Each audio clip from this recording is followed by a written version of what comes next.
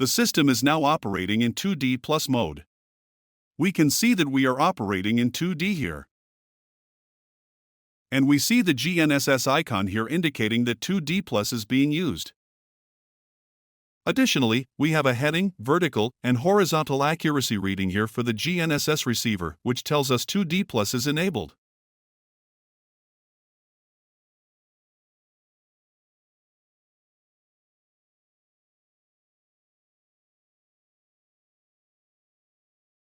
To define an elevation, place the bucket on a known elevation, then press this icon. Next, press the question mark. Enter the benchmark elevation and hit apply.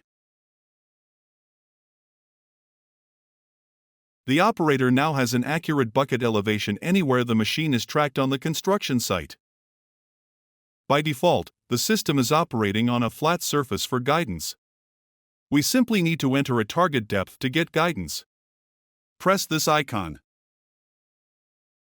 Enter the distance you want the surface offset from the current bucket position and hit apply. We can also offset the target surface up or down by pressing this icon. Enter the desired offset and press apply.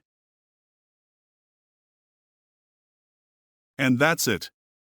It's that simple to define a known elevation in 2D+, then create a flat surface for guidance and offset the target surface.